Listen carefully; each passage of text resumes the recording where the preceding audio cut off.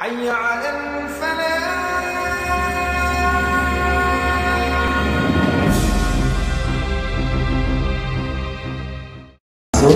Saya Ketua Majelis Umat Buddha Theravada Indonesia, Pak. Dan satu kebahagiaan bagi saya pada hari ini bisa menghadiri dalam acara dialog yang sangat luar biasa ini. Dan sangat pertama sekali saya pada hari ini bisa bertemu dengan Pak Habib Rizik yang sangat saya hormati. Dan pada kesempatan ini saya izin untuk bertanya kepada Pak Habib. Saya sering mendengar di media maupun di cerita-cerita dari teman-teman tentang kata-kata kafir, Pak Habib. Untuk itu pada kesempatan ini saya ingin bertanya langsung kepada Pak Habib, apa sih yang dimaksud dengan kafir itu, Pak? Sehingga kami jelas apakah kafir itu yang dimaksud yang dari kuping yang saya dengar ini salah pengertiannya tentang kafir itu. Karena saya sering mendengar yang disebut kafir-kafir ini Cina-Cina kafir atau apa gitu, Pak Habib. Untuk itu saya mohon supaya langsung bisa mendengar dari Pak Habib langsung, sehingga saya bisa kasih tahu kepada umat-umat, oh kafir itu ternyata salah nih, seperti itu. Terima kasih, Pak Habib. Terima kasih kepada Pak Masud.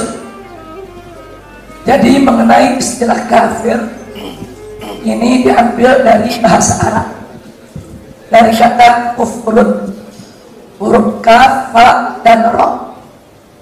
Kufrun ini pengertian secara bahasa itu adalah pengingkaran atau kedurhakaan. Jadi siapa-siapa manusia yang mengingkari akan adanya Allah Subhanahu wa Ta'ala, mengingkari kenabian Muhammad, mengingkari Al-Quran, mengingkari hukum Tuhan, bagi umat Islam, saya garis bawahi, bagi umat Islam mereka disebut kafir. Kafir ini istilah. Nah, saya pikir kalau ada umat beragama lain yang menganggap umat di luar agama mereka adalah kafir kepada keyakinan mereka, secara bahasa itu sudah benar. Nah, tinggal yang jadi persoalan adalah bagaimana kata ini jangan digunakan untuk penistaan. Nah, ini yang penting yang mesti kita jaga. Nah, karena itu dalam kesempatan ini saya senang sekali ada pertanyaan ini.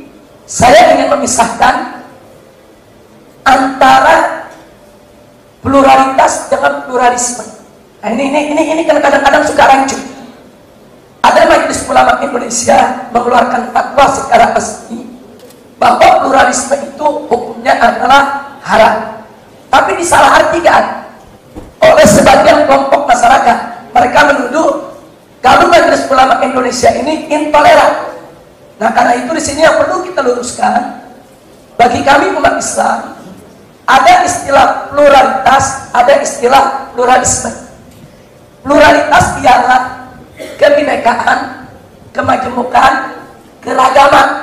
Yang kita umat manusia ini terdiri dari berbagai macam suku, budaya, adat istiadat termasuk agama.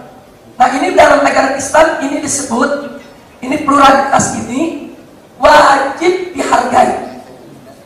Jadi kalau pluralitas itu kami terima, dihargai. Kenapa? Karena ini merupakan satu keniscayaan yang tidak mungkin dalam kehidupan manusia. Umat manusia ini disatukan dalam satu akidah, satu agama, satu suku, satu bangsa, tidak bisa. Allah berfirman dalam Al-Quranul Karim, faqala ta'ala walau sya'a rabbuka laja'ala an-nasa ummatan wahidah wa la yazaluna mukhtalifin. Jadi dalam ayat ini artinya Allah mengatakan walau sya'a rabbuka, andai kata Tuhanmu menginginkan, laja'ala an-nasa ummatan wahidah, Tuhan maha mampu untuk menjadikan manusia sebagai umat yang satu. Akan tetapi ketentuan Allah wala yazaluna mukhtalifin, ternyata manusia itu akan selalu berbeda di antara mereka. Nah, karena itu Islam menerima pluralitas sebagai satu keniscayaan yang harus dihargai, yang harus diakui keberadaannya, dan wajib kita menjaga toleransi antar perbedaan-perbedaan ada. Itu pluralitas. Nah, sedangkan pluralisme dalam pemahaman Majelis Ulama Indonesia yang sudah disebarluaskan di mana-mana, itu adalah suatu isme, suatu pemahaman, keyakinan, kepercayaan yang mengatakan semua agama sama, sehingga mereka melarang umat agama apapun, bukan hanya Islam, umat agama apapun mengklaim agamanya yang benar dan paling benar, agama lain salah.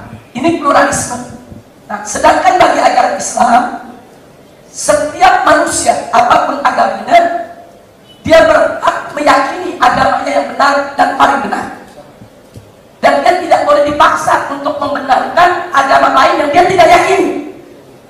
Jadi bagi kami, biarkanlah orang Islam meyakini agama yang benar adalah Islam, yang paling benar adalah Islam, di luar Islam tidak benar. Itu hak dia. Begitu juga biarkanlah seorang Kristiani, seorang Buddha, seorang Hindu meyakini agama kami yang benar dan paling benar, di luar agama Buddha tidak benar. Itu hak dia untuk berkeyakinan dan untuk beragama. Tidak boleh seorang Muslim memaksa Buddha untuk mengakui kebenaran Islam, dan tidak boleh seorang Buddha memaksa orang Islam untuk mengakui kebenaran Buddha. Nah, jadi di sini biarkan masing-masing umat beragama itu bebas meyakini, bebas beragama, bebas dia mengklaim agama yang paling benar. Yang penting dia tidak boleh hina agama orang. Jadi silakan saja umat Kristiani menganggap bahwa umat Islam itu sudah kafir terhadap Yesus Kristus atau kafir terhadap ajaran Injil dan lain sebagainya. Itu hak mereka untuk menggunakan istilah tersebut.